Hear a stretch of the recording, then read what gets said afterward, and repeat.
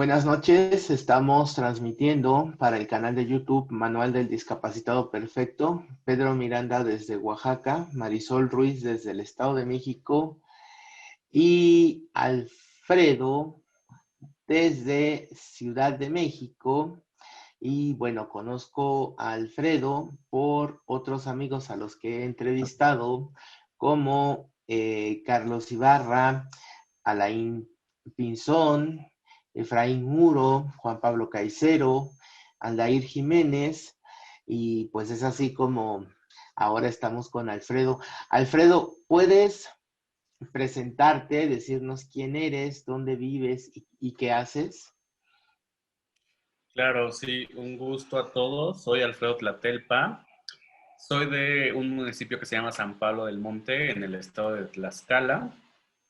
De profesión soy abogado, pero pues hacemos un poco de activismo dentro del estado y sobre todo para visibilizar la descentralización del movimiento de VIH y LGBT dentro de las capitales, acercando un poco los contextos no urbanos a la gente que hace activismo desde contextos urbanos para que dimensionen un poco la diferencia que hay. Es lo que hacemos. Un gusto, Pedro. Igual, oye, ¿y desde dónde lo haces? ¿Tienes alguna organización? ¿Trabajas con algunas personas? ¿Lo haces desde lo individual? Eh,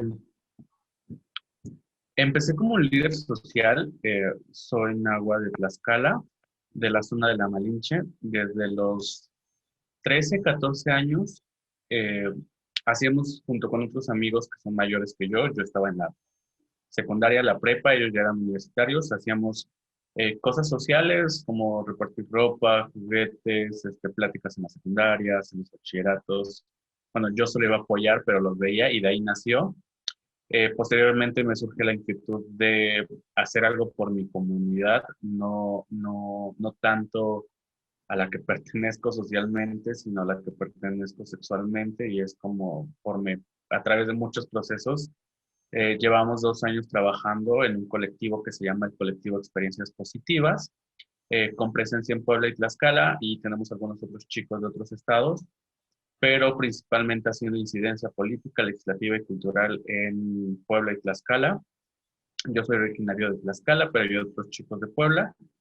Está Miguel, Enrique, Iván, Fred, Rudy y varios chicos más que estamos moviendo la agenda LGBT y sobre todo la agenda para hacer incidencia política, legislativa en materia de VIH. Ok, ¿tú te consideras indígena? Sí. ¿Sí? ¿A qué pueblo indígena perteneces? Al pueblo Nahua de la montaña de Tlaxcala, de la montaña Matlalcueyes de Tlaxcala, a los Ok. nahuas. ¿Ya hablas alguna lengua materna? Tengo un dominio de el náhuatl. Una parte de mis abuelas, mis papás son nahuablantes. Nosotros ya pasamos por otro proceso que, pues, que no nos enseñaron, bueno, se nos enseñó, pero no se nos permitió hablarlo. Yo estudié parte ya desde la secundaria en la ciudad de Puebla, entonces a partir de ahí también vivimos otros procesos de desculturización y desarraigo de la identidad. Con el tiempo fuimos, mis hermanos y yo fuimos dándonos cuenta que no éramos igual a nuestros compañeros, por ejemplo, porque en el pueblo pues tenemos otras tradiciones, otro estilo de vida y migrar o ir todos los días a la ciudad, convivir con compañeros que no tienen ese estilo de vida. Estas formas, esta forma de ver el mundo también es diferente. Entonces, vivimos en un proceso a través de regresar a nuestros orígenes y valorar lo que se nos ha enseñado en la vida cotidiana. Ok, ¿formas parte del colectivo LGBT? Sí, me asumo como un hombre homosexual, pero eh, soy un marica, un joto, porque Claro que no estoy dentro de los estándares de belleza hegemónica, no soy blanco, no tengo cierta calidad de vida. Y también dentro de la comunidad indígena se me califica como un marica o como un joto, ¿no? O sea, no soy un hombre, no soy un macho. Entonces, a las mujeres trans, a las lesbianas, a los travestis se nos meten en la misma bolsa de todos sus maricas y todos los jotos. Entonces, desde ahí me asumo como un marica o como un joto. O sea, no encuentro la diferencia entre ambas. Supongo que para algunos académicos y algunas personas tendrán su punto de vista referencias, su punto de vista, perdón, de ser marica o de ser joto, pero para mí no hay problema. No es una palabra que yo me ofenda. Ok, además, por lo que veo, por lo que he platicado con muchos compañeros y amigos como de distintos movimientos, justo asumirse ya como joto o como puto, ya es también un posicionamiento político. Justamente, es un posicionamiento político, pero un posicionamiento, yo lo veo también desde mi comunidad como un posicionamiento social. No me da miedo expresarme, pero también tengo cuidado, ya que no son las mismas dinámicas eh, de una comunidad urbana a una comunidad indígena, eh, con historia indígena, no urbana, por ejemplo. O sea, siempre he dicho que machismo hay en todos lados, ¿no? Se nos identifica o se califica a los pueblos como ser muy machistas.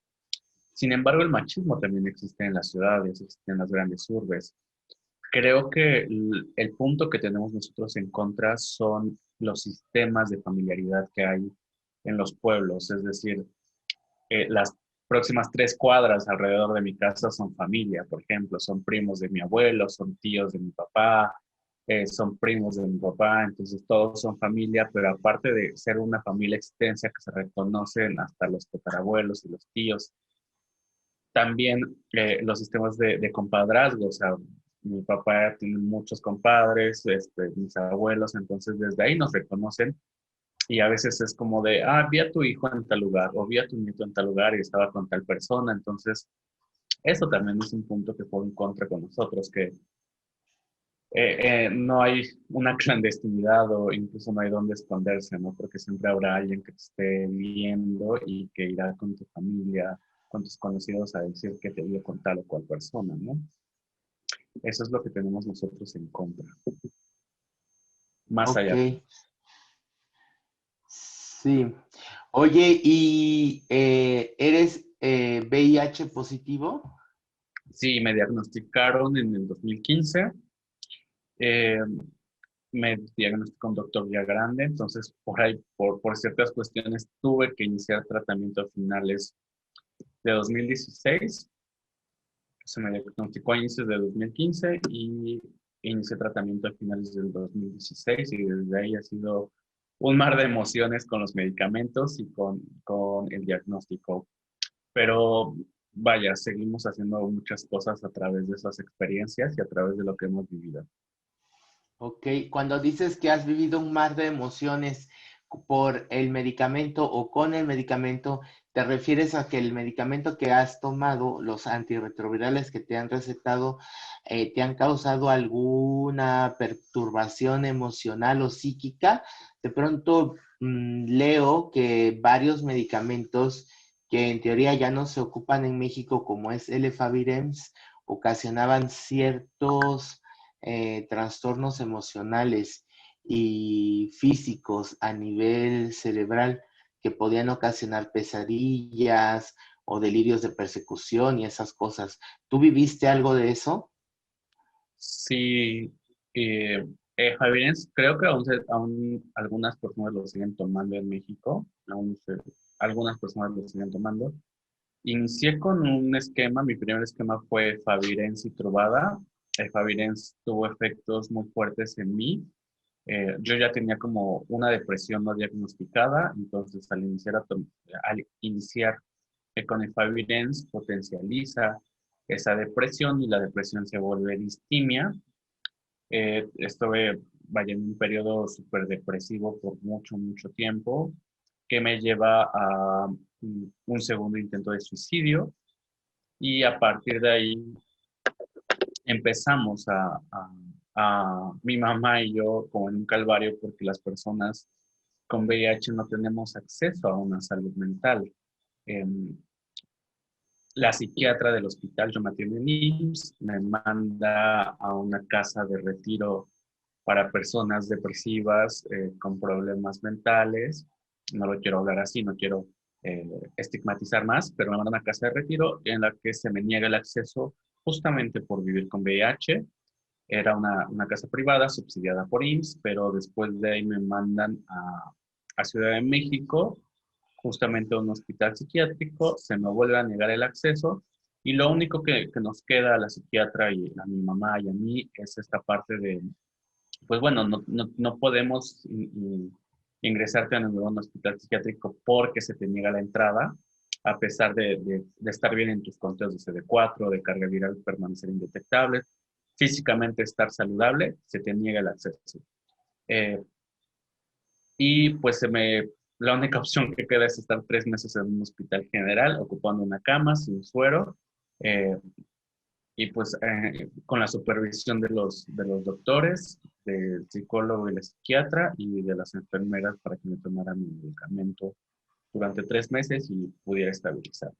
Entonces, es algo con el que hemos batallado, que las personas con VIH no tenemos acceso a salud mental. Se ha avanzado un poco, pero eh, pues son casos que a veces ni siquiera se explican, se dan a conocer. Entonces, o se minimiza esta parte de la salud emocional, mental, en la que dicen, pues solo es una etapa, o es por tu diagnóstico, por eso te deprimiste, tú échale ganas. Pero no, a veces son los efectos secundarios del medicamento. En mi caso lo fue y conozco otros más casos que también tuvieron mucho problema con ese esquema. Sí, oye, ¿cómo has vivido tú esta parte? Justo que dices que, pues luego te dicen échale ganas, sonríe a la vida. O sea, como que esas frases son muy comunes cuando tú le hablas a alguien que te dice que se siente triste o que de alguna forma te está diciendo que está deprimido. Como que uno piensa que solo con sonreír ya saliste de la depresión y ya abandonaste como esos pensamientos que pudieran ser pensamientos suicidas. No sé si está bien dicho como de dónde sacaste valor para sobreponerte a tu segundo intento de suicidio. Ok. em, Primero, ¿qué opino de las frases de échale ganas o tú puedes? Es como de, "Ugh". O sea, créeme que una persona que tiene depresión, que tiene distimia, que tiene otros problemas eh, referentes a salud mental, el tema de échale ganas es como de, bueno, o sea, creo que yo ni siquiera los tomaba en cuenta, es como, sí, ya, bye. Eh, Sin embargo, creo que no es algo que la gente está preparada para lidiar con una persona que tiene algún desorden, alguna enfermedad mental. Y es complicado saber desde qué punto, desde que no tienes metas personales, no tienes metas a corto, a mediano o largo plazo. Creo que lo importante es de, bueno, empezar poco a poco. Dile, bueno, hoy pudiste, mañana también vas a poder, o paso a paso, un día a la vez, eh, o llevarle un chocolate, llevarle algo que le guste si estás conviviendo con él, con ella. Pequeños logros, ¿sabes? Festejarle pequeños logros como de que hoy se pudo levantar de la cama, es como de wow, o sea, vamos a comer, vamos a dar la vuelta cuando se puede, ¿no? En pandemia es como, bueno, vamos a leer, vamos a hacer algo juntos. Y si no se quiere levantar ese día de la cama, pues también, ¿no? Es válido, pero al siguiente día tú puedes levantarte, báñate, vamos a desayunar algo, vamos a prepararnos algo, ¿qué quieres, no? Es como ir día a día, no le pidas que tenga una meta a mediano plazo porque no puede visualizar su vida a mediano plazo. ¿De dónde saqué valor? Creo que siempre lo he dicho que hashtag la residencia acidosa son las mamás, son los papás, son la familia, son los amigos cercanos, son eh, el grupo de apoyo que tenemos. Entonces saqué valor de ello porque gracias a Dios, a la vida, al universo, eh, tuve personas que estuvieron al lado mío, acompañándome.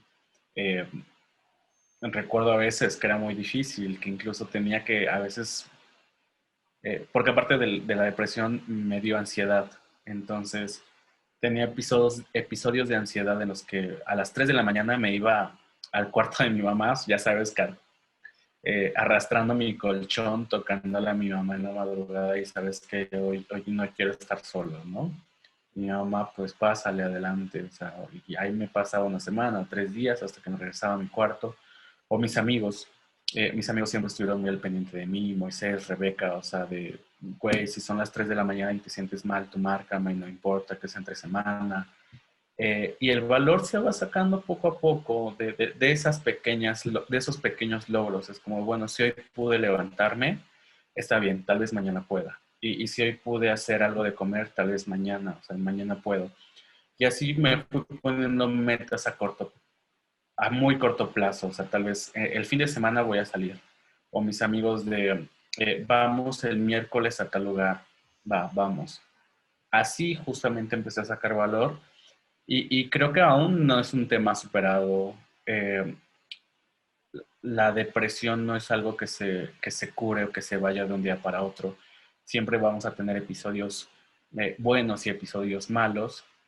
Y creo que ahorita estoy en un episodio malo, pero ya tengo las herramientas y tengo la posibilidad de hablarlo con alguien, ¿sabes? Con esa confianza de, oye, me siento mal, está pasando esto, y con solo contarlo es suficiente. Sé que ellos me escuchan y que no me van a juzgar o o a decir algo hiriente.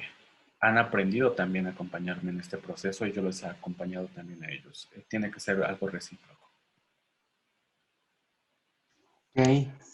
Oye, ¿y cómo es vivir bajo estas condiciones de indígena,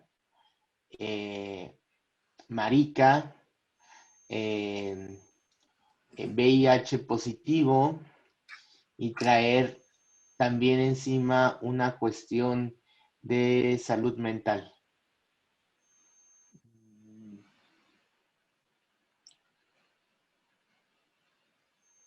Bien puedes decirme que lo que te estoy preguntando es una pendejada, ¿eh? Porque realmente no sé No, cómo, eh, si cuando, te has empecé, puesto a pensar esto. cuando empecé a salir del closet, una maestra, una antropóloga me dijo, y tal vez sonará feo, ¿no? Pero me dijo, o sea, solo te faltó ser afro y judío. O sea, para estar como en estas intersecciones, en las minorías, ser la minoría de la minoría de la minoría. Y yo nunca lo había entendido hasta hace algunos años que empecé a ver el tema de las intersecciones y de los espacios, de las diferentes. Eh, pues vaya, o sea, creo que no, es mi vida. No me imagino, eh,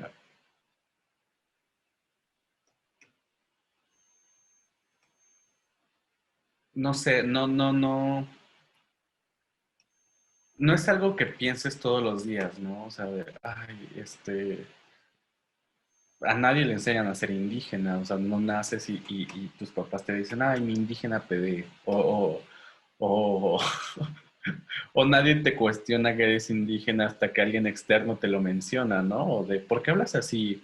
O ¿por qué tu familia hace esto? O ¿por qué tu pueblo esto? Entonces, con que te vas, mm, te identificas como indígena mucho tiempo después, porque nadie te lo dice en tu familia, ¿no? Eh, y el término de marica, vaya, es un tema, creo que mm, Ser marica me ha costado aceptarme más que tener VIH, porque el hecho de ser marica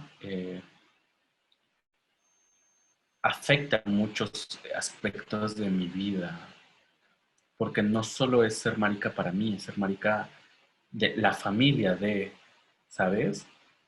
Yo no salí del closet, toda mi familia salió conmigo y he tenido aspectos que no dimensioné al salir del closet. Por ejemplo, o sea, nunca supe cómo le va a afectar a mi hermano, que él no es homosexual y que es mi hermano menor y que sus amigos lo tachen o lo molesten a partir de mi sexualidad, por ejemplo. O que mi papá tuvimos que tener un proceso de reeducación y de volver a encontrarnos los dos para que él me aceptara. O de mis amigos del pueblo. Entonces, creo que es un aspecto que pega más en mi vida que tener VIH. Tener VIH es algo que sí lo digo públicamente, pero que con que yo esté empoderado, a veces basta para mí. Pero para mi familia también los tengo que empoderar a ellos, para que ellos eh, puedan defenderme por ser marica, ¿no? Y el tema de salud mental es algo que sin duda se tiene que visibilizar, pero también es un aspecto muy personal. Solamente mi familia, mis amigos, sabemos esta parte y a partir de ahí construimos lazos y fuentes de confianza, pero el ser marica creo que sí es algo que afecta porque el ser marica es algo público, muy público. Eh, Vaya, vas por la calle y no te dicen aquí en el pueblo, o sea, no me dicen, ay, estás loco o algo por el tema, ¿no? O sea, refiriéndose a mi salud mental. Si no vas por la calle y te gritan joto, maricón, cualquier grosería. Entonces creo que ese es un tema que personalmente ha afectado más mi vida. Eh, Vaya, ahorita ya he tenido las herramientas necesarias para seguir adelante, pero el tema de ser marica no creo que había reflexionado, es un tema que sí pesa más en mi vida cotidiana y en mi vida social, por ejemplo. Ya, además que lo que dices es bien importante. A veces cuando los que salen del closet eh, lo hacen, hacen justo lo que tú dices, que es, no solamente sale uno, sino sale toda la familia, justo por estas cosas que tú estás comentando, que muy pocas veces tomamos en cuenta, ¿no? Cómo nuestra condición o nuestra preferencia puede afectar la vida del nuestro núcleo familiar y cómo también a ellos los exponemos un tanto a las mismas violencias que nosotros vivimos. Sí, sí, los exponemos. Digo, tú te defiendes porque es tu vida, pero ellos también tienen que aprender a defenderte sin vivir algunas realidades, tal vez con algunas equivocaciones, con algunos términos malos o defendiendo como ellos puedan defenderte, ¿no? A veces mi mamá pues tal vez dirá, pues sí es mi hijo y alguna grosería que para mí no sea válida, pero para ella es su forma de defenderme, ¿no? Entonces, eh, no dimensionamos a veces esta parte, pero con el tiempo aprendemos y yo creo que esto no será algo aislado, creo que muchas personas lo aprenderán a vivir y, y qué padre que tengamos eh, eh, quien nos defienda y quien esté del lado de nosotros, de nuestra postura. Ya. Oye, ahorita que hablabas hace un rato sobre esta negación a un derecho de salud pública como, pues, como es el derecho a una salud mental, solo por tu condición de cero positivo, sin importar que ya eras indetectable y que tenías como todo tu tratamiento ya bien establecido, em, pues me hace pensar un poco en que qué tan legal es que nos exijan un certificado médico para poder, no sé, accesar a la educación, accesar a un trabajo, tener una seguridad social. casi siempre nos piden certificado de salud y lo damos, o sea, lo solicitamos y lo entregamos, pero cuando son personas con VIH, bueno, entiendo que el diagnóstico de VIH es confidencial y no tendrías por qué estarlo eh, compartiendo si es que tú no quieres, pero pues dices que en estos centros de salud te negaron la atención por tu condición. ¿Eso es legal? ¿Es ilegal?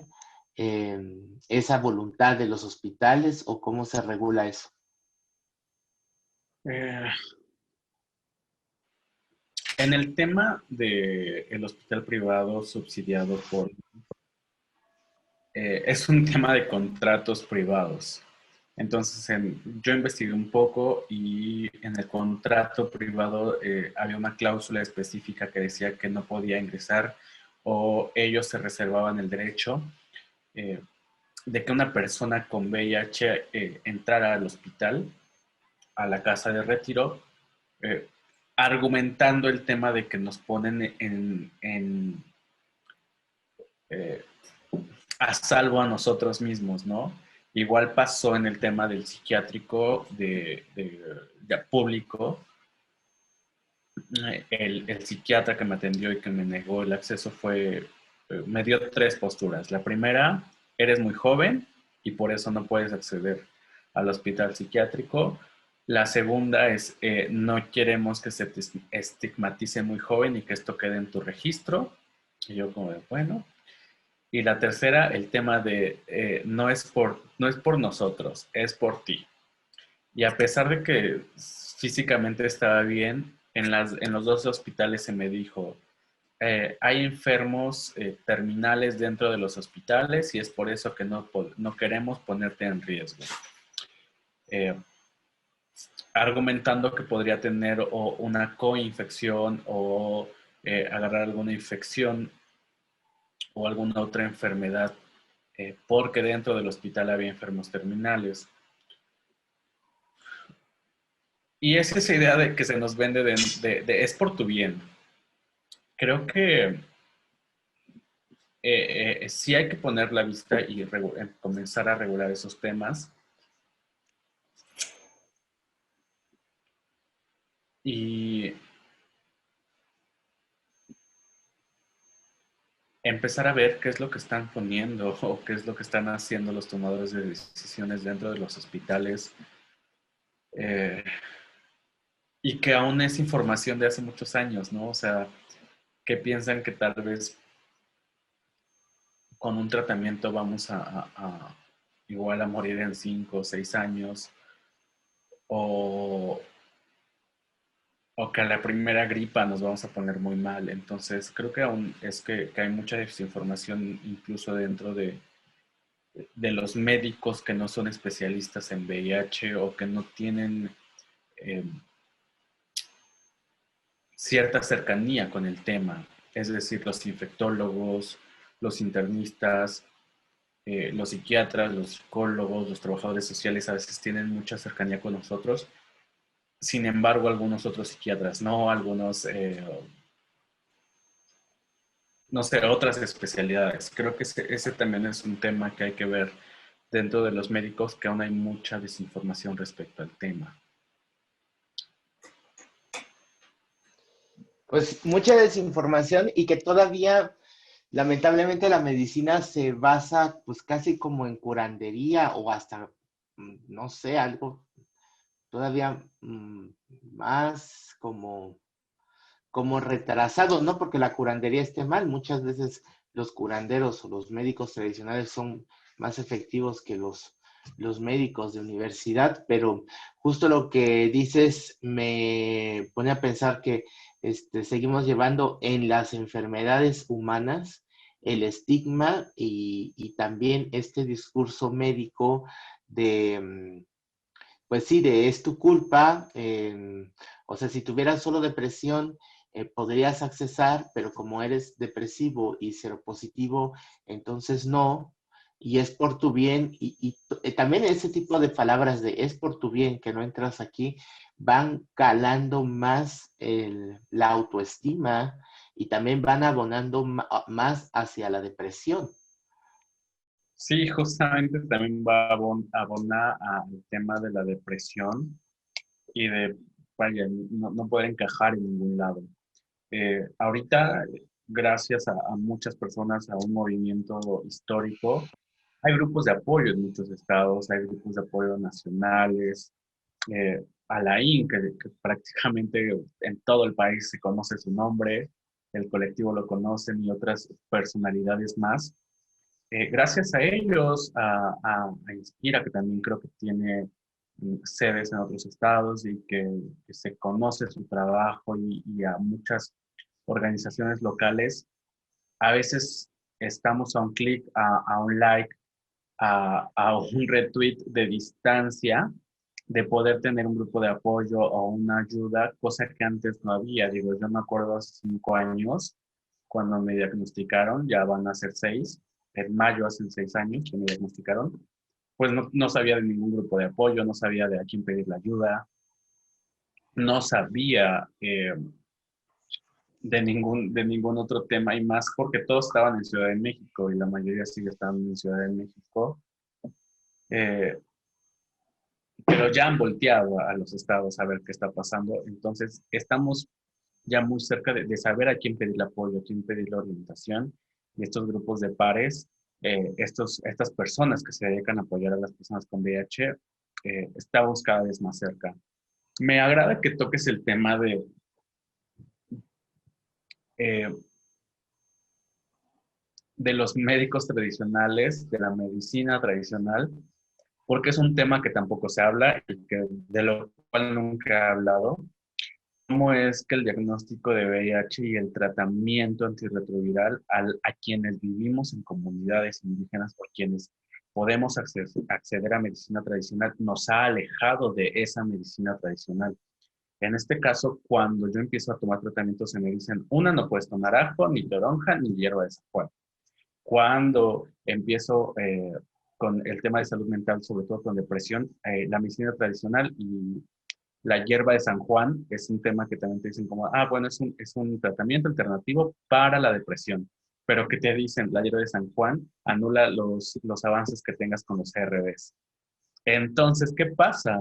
Eh, pues no quieres ya tomarte nada de los menjurjes, de la medicina que te dan las abuelas, de las hierbas, echarte nada, porque piensas que eso va en contraindicación con los medicamentos eh, antirretrovirales. Entonces, eso también alejó una parte de mí, de mi estilo de vida, de mi cosmovisión, de mi forma de ver el mundo y me alejó un poco de mis abuelas, precisamente porque también nos aleja de la medicina tradicional. A mí me dio mucho pavor y mucho miedo ya como tomarme los remedios caseros, que muchos están a base de hierbas que las abuelas conocen, y yo no sé qué contraindicaciones tengan, no hay suficientes estudios que me hablen de plantas medicinales y efectos secundarios o contraindicaciones para medicinas antirretrovirales. Entonces es algo también muy cabrón que también muy pocas personas con VIH empiezan a vivir. Es como de, la medicina tradicional está allá en los pueblos, muy alejada, pero quienes vivimos en los pueblos también nos enfrentamos a este doble mundo de o la medicina tradicional o eh, eh, la medicina que todos conocemos, ¿no? Que algo se ve como en el tema de los médicos y las parteras. Yo también lo experimenté en el tema de mi doctor eh, del IMSS o a veces los remedios de mis abuelas, por ejemplo. Entonces, es un tema que da para mucho y que muy pocas personas hemos llegado como eh, con esta parte de qué pasa con la medicina tradicional y los medicamentos ARVs. Que la pandemia me acercó mucho. Tuve mucho acercamiento con la medicina tradicional, con el temazcal, con las hierbas, con otras alternativas en este tema de la pandemia. Me acercó y me llegué como un poco a conciliar más con la medicina tradicional, pero aún sigue dando como qué efectos secundarios pueda llegar a tener o qué contraindicaciones. Es el tema.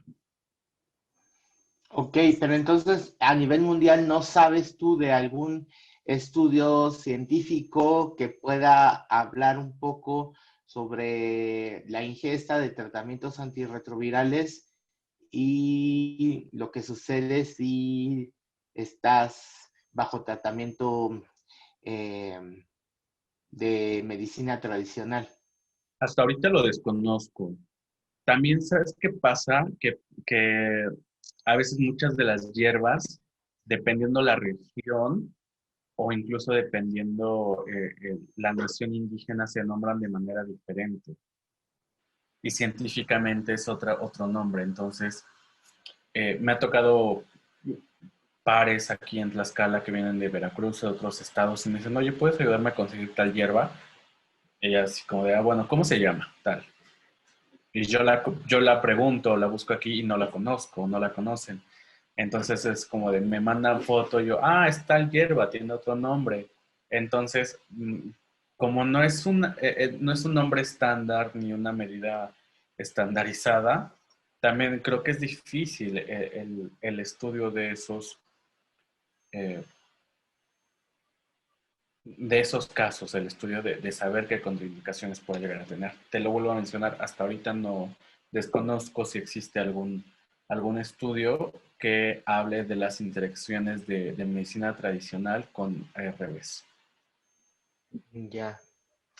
Oye, ¿y tú sabes qué población indígena mexicana vive con VIH? Eh, ¿Qué conductas de riesgo tienen las poblaciones indígenas sobre el VIH? Vamos, si tienen como estas mismas cosas de la gente de las ciudades, de no utilizar condón o de tener sexo al mismo tiempo del consumo de drogas. ¿Cómo se mueve el VIH dentro de los pueblos indígenas? Eh, es un tema complicado, ya que no podemos generalizar ni meter en la misma bolsa a los muchos pueblos indígenas que hay a lo largo de todo el país. Dependiendo de la región, de la cercanía, incluso de los privilegios de cada indígena. Yo, por ejemplo, pude acceder a una educación universitaria y dentro de las cuales también tengo otros privilegios. Eh, es diferente, no es lo mismo mi pueblo, que estoy a 1 hora de la ciudad de Puebla y a 2 horas de la ciudad de Tlaxcala, a un agua de la Sierra Norte de Puebla que está a 5 horas de su capital y a 4 horas de Tlaxcala y que está incomunicado a veces o que la recepción es mala. Es un tema que no podemos generalizar ni que tampoco hay eh, encuestas, índices que nos digan qué población indígena en México vive con VIH. Porque a veces muchos de ellos, sobre todo si son hombres que tienen sexo con hombres, se detectan fuera de su comunidad de origen. Entonces, no se asumen como indígenas en la ciudad precisamente por el tema de discriminación. Y las interacciones sexuales, amorosas dentro de las comunidades indígenas son interacciones muy diferentes a lo que se puede vivir en una ciudad o en otros contextos. Eh, Hablando a veces con otras personas decía, es que yo nunca tuve amigos gays y mis primeras interacciones románticas, amorosas, sexuales, afectivas, se dieron en la ciudad. Y literal un día dije, pues yo iba a putear a la ciudad, jamás puteé aquí en el pueblo, ni estuve haciendo cosas en el pueblo, porque todas las dinámicas sexuales eran fuera del pueblo. Entonces muchas prácticas se dan fuera y mucho acceso a la salud se da fuera. Es muy difícil que algunas haces que incluso el mismo personal médico llegue a comunidades indígenas a realizar pruebas de VIH, por ejemplo, o, o incluso dar otros insumos. Creo que es un tema complicado. Por ejemplo, apenas estamos tratando de dar acompañamiento a un chico que vive del otro lado de la Malinche, en la zona Otomí, que está muy lejos de Tlaxcala, que ni siquiera sabe llegar a la capital de Tlaxcala para darle un tratamiento y que a él lo diagnostican en un anexo, pero no le dan un seguimiento ni le dan, eh, ni lo canalizan a los servicios de salud. Entonces, ¿cómo yo que estoy de este lado de la Malinche me voy al otro lado y quiero acercarlo al sistema de salud, pero él también está como temeroso de que lo vayan a discriminar por diferentes razones en el centro de salud y que no sé su nivel de escolaridad, que no sé sus condiciones socioeconómicas, que tal vez me cancele eh, la, la, la ida al Capacits porque ese día no tiene dinero ni siquiera para ir a la capital? Es el problema con el sistema de salud y con el tema de VIH en muchos estados y en México, que se cree y se piensa que solo en las ciudades hay homosexuales. Por mucho tiempo solamente se creía eso, o sea, el tema de que la homosexualidad, la diversidad sexual solo se vivía y se presentaba en las ciudades. La migración, sí, sí hay mucha migración por disidencia sexual, sí, hay muchos gays, homosexuales, lesbianas, tal, que migran a las ciudades para hacer su vida, para ser libres. Pero ¿y los que deciden quedarse, los que decidimos quedarse o los que ni siquiera pueden ir por cuestiones económicas, por estar en otros contextos, porque tienen que cuidar al papá, a la mamá, porque son el sustento de su familia? ¿Qué pasa con todos ellos? No se les acerca el tema de VIH por ningún motivo.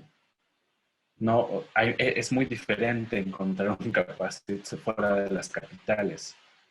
Eh, Algunos estados grandes como Chiapas tienen tres, por ejemplo, en Palenque, Tapachula y Tuxtla, pero en otros estados también solo hay uno. Es un tema que tenemos que descentralizar y que se tienen que vivir y expresar las diferentes realidades. Porque si bien alguien que es indígena o que viene de un pueblo pero está en la capital y él quiere hacer mucho por nosotros, pero su realidad es la capital, se atiende en Tlaxcala, vive, come, cena en Tlaxcala y no conoce a veces los contextos nuevos de los municipios. Entonces, por mucho que quieras hacer desde la capital y como aliado, pero ya no estás en el pueblo y ya no ves las realidades del pueblo. Entonces, ay, es un tema que a veces me parto la cabeza tratando de entender y tratando de saber cómo podemos llegar a ellos, sin ponerlos en riesgo, sin ponerlos en peligro y tratando de que sea lo más armonioso posible. Ok. Oye, tú dices que hablas náhuatl. En náhuatl hay o existe una palabra para decir antirretroviral, para decir VIH, para decir SIDA, para decir esta frase que se ha vuelto casi como un estandarte ahora de indetectable es igual a intransmisible. El lenguaje, digo, va evolucionando y conforme van saliendo, o sea, van haciendo nuevos inventos, uno va forjando nuevas formas de comunicar esos inventos, esas palabras nuevas que en el español pues van surgiendo y uno las va aprendiendo, pero en náhuatl existe algo, ¿cómo denominar a estas palabras? No soy un hablante al 100%, tengo algunas deficiencias todavía a pesar de convivir con nahuablantes, pero que yo sepa, en ninguna lengua indígena, en ningún idioma indígena hay palabras específicas para estos temas.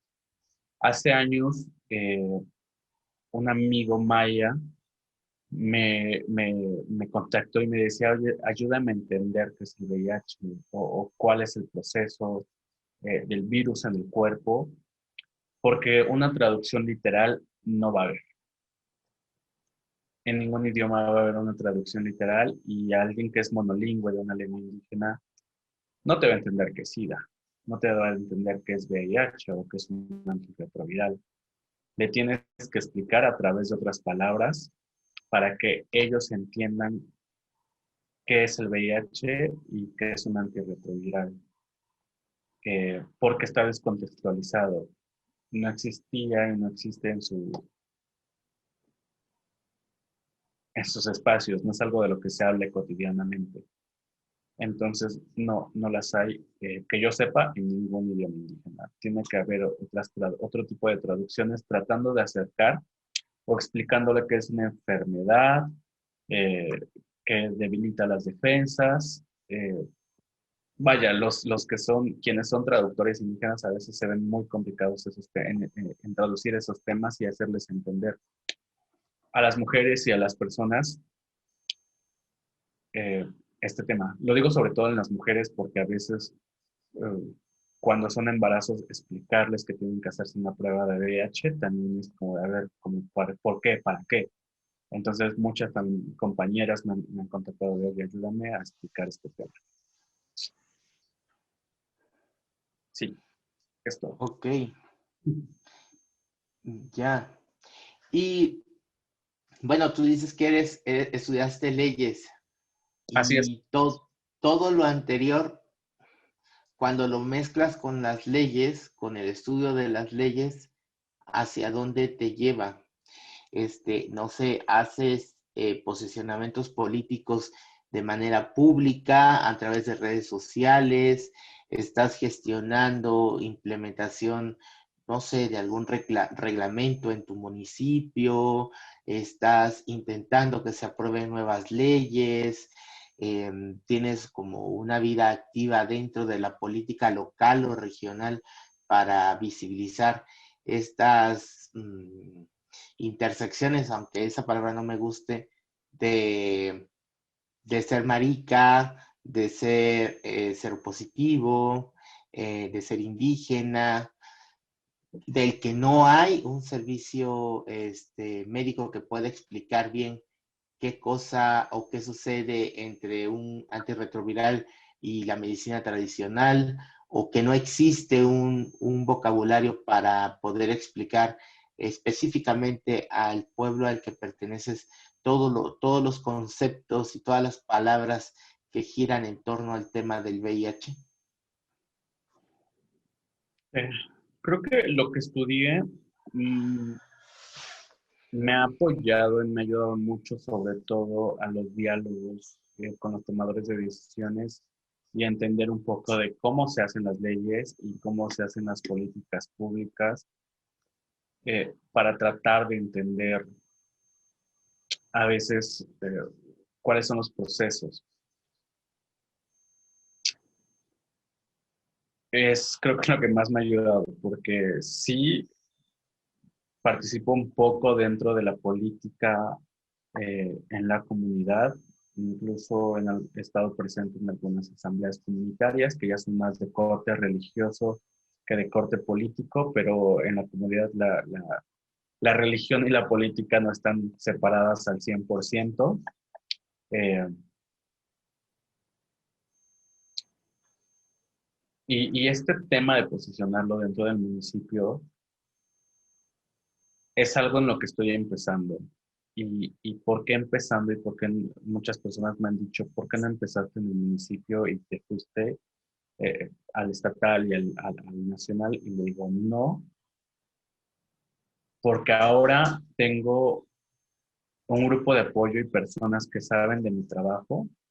Antes lo hacía eh, como de manera clandestina en el municipio, como apoyando a ciertas cosas, pero como sin que supiera que era yo o sin tener tanta presencia. No iba con los tomadores de decisiones, iba como con la gente en directo, como apoyando más personalmente. Pero este trabajo también tuve que conocer a personas a nivel nacional como Alain, como Inspira, como otras redes, que saben de mi trabajo.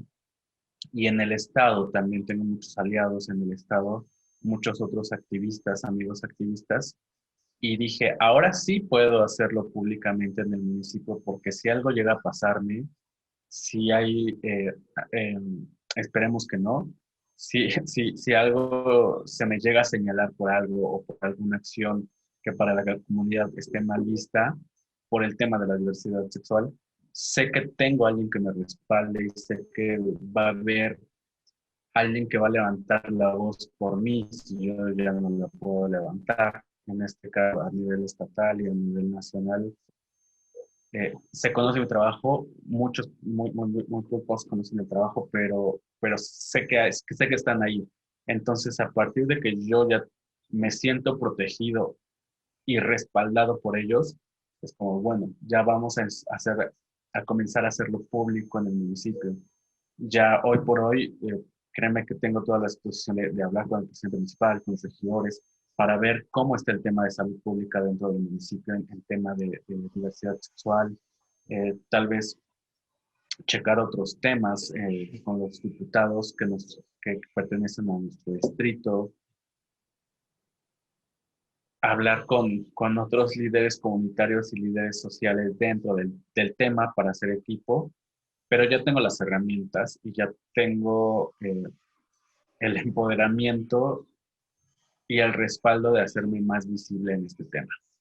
Entonces, esperemos que más adelante se den otras cuestiones y otras oportunidades ya dentro del municipio para que este trabajo no solamente sea para las personas que vivimos con VIH, que es el tema en el que me he enfocado, pero quiero empezar a trabajar y hacer algo más por las mujeres trans de la comunidad, por otros aspectos, por ejemplo, hay muchas cuestiones olvidadas en los municipios hacia la diversidad sexual, entonces es algo que van a ir saliendo poco a poco esos temas. Ok. Perdona que haga hincapié en esta cosa de ser minoría, de la minoría, de la minoría. Que también, bueno, abro un paréntesis y te cuento que muchos amigos míos dicen que soy exactamente igual porque yo también, bueno, soy considerado eso, ¿no? Minoría de la minoría de la minoría. Por mi condición de ser una persona ciega, por mi condición de ser una persona gay y por mi profesión, que yo me dedico al arte 100%. Pero lo que te quería preguntar es, ¿tu vida peligra o tú crees que la vida de personas como tú dentro de los contextos indígenas peligra cuando se sabe que forman parte de la comunidad LGBT, que son seropositivos, que tienen un diagnóstico de salud mental, eh, que también son indígenas, sí los pone en una situación de, de ver peligrar su integridad física o estar en riesgo de muerte?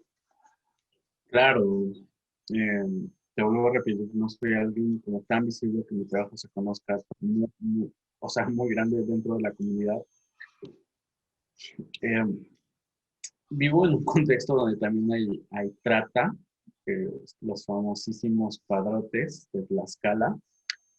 Me encuentro al sur de Tlaxcala, entonces estoy a 15, 10 minutos de Tenancingo y no es solo Tenancingo, todos los municipios del sur de Tlaxcala hay una gran presencia de padrotes, proxenetas, y he tenido como algunos conflictos con con uno o dos, sobre todo jóvenes de ellos que sí como que me han llegado a entrar el carro o como molestado en la calle eh, por esta condición o este rollo de las masculinidades, de cómo aprendemos a ser machos en contextos de trata, al niño le preguntas qué quieres ser padrote, ¿no? No te dice quiero ser astronauta, quiero ser padrote. Entonces, ¿cómo aprendemos a ser hombres en la comunidad es un tema también que me ve atravesado ese tema. Y sí, he tenido algunos conflictos, eh,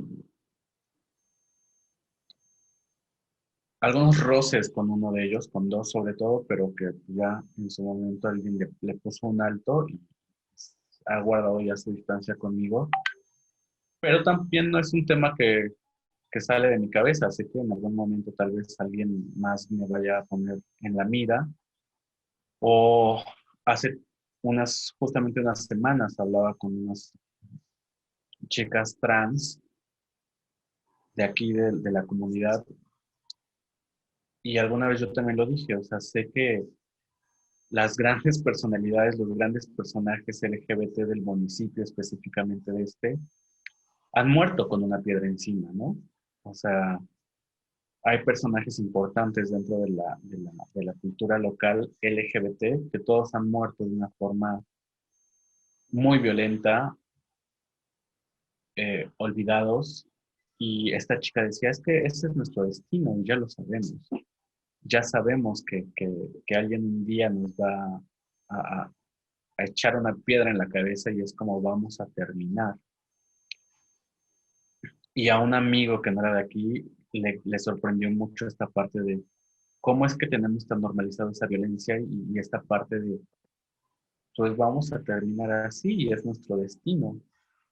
Eh, y ni siquiera es por hacer algo malo, ni siquiera es por robar, por hacer un delito, o sea, simplemente es por ser visibles y por vivir tu vida.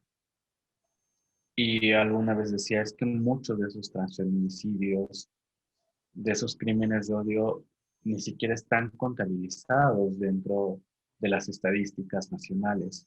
¿Cuántos crímenes de odio, cuántos transfeminicidios pasan dentro de comunidades indígenas, de zonas alejadas, de zonas marginadas? Y los activistas de las ciudades, quienes hacen esos conteos, ni siquiera se enteran.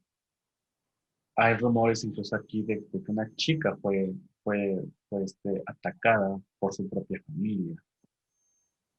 Y chicos también que pues se van a la fosa común, nadie los reclama, los amigos son los que hacen la vaquita para enterrarlos. Y son personas, te digo, que a veces que no tienen los contactos, no saben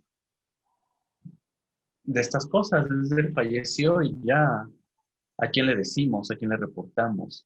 Se pierden esas estadísticas, se pierden esas personas en el limbo de los conteos nacionales, de los activistas nacionales, se pierden. Entonces, el contexto, los contextos en zonas alejadas, zonas no urbanas, ni siquiera ya hablemos de las indígenas, de zonas no urbanas, pueblitos que no son zonas indígenas, se pierden eso si hay mucha violencia por ser quienes somos. Eh, Esperemos que no pase en este caso, espero, eh, y que se me permita hacer el trabajo por la comunidad, para ellos y hacia ellos, y que la sociedad y los tomadores de decisiones entiendan que es un tema necesario ya, que es un tema que se está haciendo y que va avanzando dentro de las agendas. Y pues ya es todo. Ya, ok. Oye, bueno, dices que has tenido dos como roces o enfrentamientos con padrotes de la zona, y eso también bueno, por la zona específica en la que estás, pues es como muy riesgoso. No sé si es buena la comparación que hago es como si tuvieras un conflicto con un narco pues que quedas como señalado ya. Ujú. No sé si igual si es como el apropiado hacer la comparación. Digo, tal vez desde afuera se pueda hacer la comparación, pero yo pertenezco a la comunidad. Toda mi familia es de aquí. Todos somos de aquí. Creo que ese es un punto a mi favor que por pertenecer también, eh, eh, siento que no se pueden acercar más a mí y que no es un tema. Yo no trabajo el tema de explotación sexual, de trata. Es muy difícil trabajar el tema o acercar insumos, pruebas a mujeres víctimas de trata. No quisiera hablar de trabajo sexual porque a pesar de que se dedican al trabajo sexual, no es un trabajo sexual autogestivo. Eh, entonces, por eso es difícil que yo llegue a tocar esos temas. Es más por el tema del empoderamiento, de pues, porque tú eres puto, maricón, puedo someterte y puedo hacerlo. Puedo violentarte. Lo vuelvo a repetir por el tema de ser, cómo nos enseñan a ser hombres en la comunidad. Y más que nos enseñan las familias, no nos enseñan, es el mismo contexto, de que a veces es como tan normalizado hablar de los padrotes y de la chica que ya se trajo a esta, que ya se fue con este, que tiene a tantos, que ve la casota que ya hizo, que lo agarraron. Entonces, prácticamente cuando era niño, pues una vez a la semana escuchaba hablar de padrotes, 2 veces en las pláticas con los tíos, con los amigos de mi papá, por ejemplo, salían el tema. Entonces, es algo que como niños tenemos ya un poco metido el chip de ser el macho que puede tener a muchas mujeres, que puede someter a cualquiera. Y como yo no entro en esa parte de ser el hombre que puede tener a cualquier mujer y someterla, entonces es como de, pues, entonces ellos tienen que hacerlo conmigo, ¿no? Entonces, no es el mismo, creo que no es la misma comparación, pero sí es un poco riesgoso. Por eso te vuelvo a repetir, no es mi intención trabajar el tema, porque tampoco quiero ponerme en riesgo más de lo que ya estoy.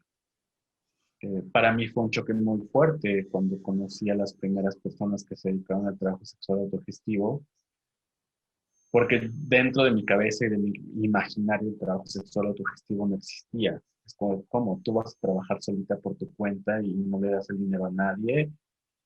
O sea, fue un choque cultural muy fuerte que me tardó como 2 años en asimilarlo bueno, ok, más o menos lo entiendo y ahorita ya lo asimilé de mejor manera, pero cuando supe que el trabajo sexual autogestivo existía, no lo podía creer. Dentro de mi imaginario no existía.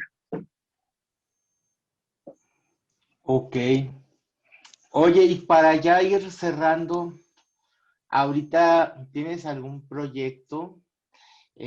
¿Cuál es el tema? Digo, ya sabemos cuáles son los temas que trabajas, pero en específico, ¿estás trabajando en algún tema especial, en algún proyecto especial en este 2021? Bueno, dentro del colectivo de experiencias positivas tenemos varios proyectos. Está el grupo de acompañamiento de sesiones virtuales que los publicamos dentro de nuestras redes. Síganos en todas las redes con experiencias positivas. Eh, es el tema que tenemos en conjunto con los demás chicos en tema de VIH, pero personalmente también quiero empezar un proyecto en la comunidad con mujeres trans, con la diversidad sexual. Creo que a estas alturas quiero hacer como un grupo, algo, una casa comunitaria, acercar eh, insumos, tema de salud sexual, autocuidados, eh, dentro de la comunidad. Ya si tienen o no VIH, no es algo que no va a importar en este nuevo proyecto, sino que pertenezcan a la comunidad y que necesiten ese apoyo, esa ayuda, esa cuestión de seguir haciendo comunidad entre nosotros y que saber si algo pasa, estamos nosotros para apoyarnos. Eh, y pues ese es un tema que también estoy trabajando con otros aliados de Ciudad de México que me han extendido la mano y que me están apoyando para este tema. Espero más adelante hablar de esto, porque todavía no es un hecho, es algo que se está construyendo y que la pandemia, a veces el tema de pandemia es algo que nos ha frenado, porque muchas veces hacer comunidad dentro de las comunidades es ir y hacerlo presencial. El tema de las redes y de los dispositivos electrónicos no nos acerca. Entonces tenemos que ir, buscarlas, invitarlas, acompañarlas, conocerte en persona, porque la confianza a veces se crea en esta parte de frente a frente. Y porque no voy a ir por la vida repartiendo volantes y vete a hacer una prueba. Claro que no. Las dinámicas son diferentes. Tenemos que ver qué es lo que le preocupa a ellas y a partir de ahí hacer algunas acciones que nos acerquen. Ok, y las redes sociales que tienen es Facebook, Twitter y qué Instagram, otras. y Facebook, Instagram y Twitter. Ok, y Como colectivo de experiencias positivas. ok, está bien. Oye, pues te agradezco mucho estos minutos en los que hemos platicado. Me ha dado mucho gusto conocerte y también poder pues compartir con los que nos vean próximamente pues la experiencia que tú nos brindas, tu perspectiva sobre estos temas y pues nada, espero que pues que tus proyectos avancen y que en algún momento nos podamos ver de manera física. Claro que sí, Pedro, muchas gracias. Tengo muchos amigos en Oaxaca, entonces espero pronto visitar allá y también algunos chicos que acompaño para algunos proyectos. Igual justamente de pueblos indígenas que, que, que espero que se dé y que ellos avancen dentro de sus realidades. Muchas gracias a ti por considerarme para esta plática y muchas gracias a todos por escucharnos. Te agradezco y sí me va a gustar verte aquí en Oaxaca y ver y saber qué haces con la gente de aquí en Oaxaca. De pronto yo veo que Oaxaca no tiene como mucho, pues yo no sé si no tiene mucha apertura o pareciera que aquí en Oaxaca no existe el VIH.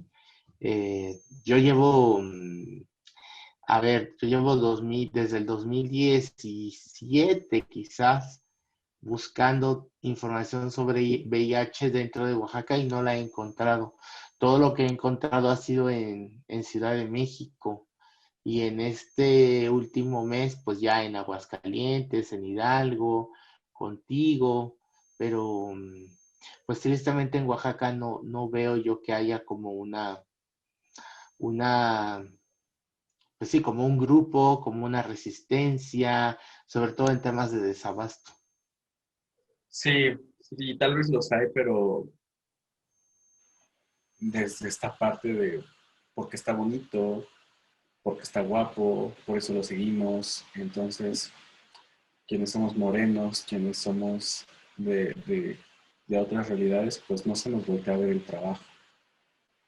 Eh, yo creo que sí hay trabajo en Oaxaca, algunos, tal vez no grupos, pero algunos chicos que de manera personal quieren incidir. El punto es encontrarse.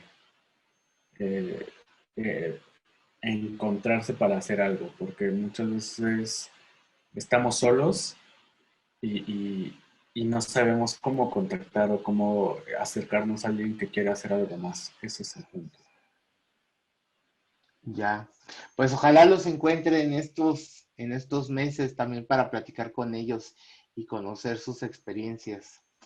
Pues muchísimas gracias, Alfredo. Muchas gracias, Dukan Ticate Tlazocamati.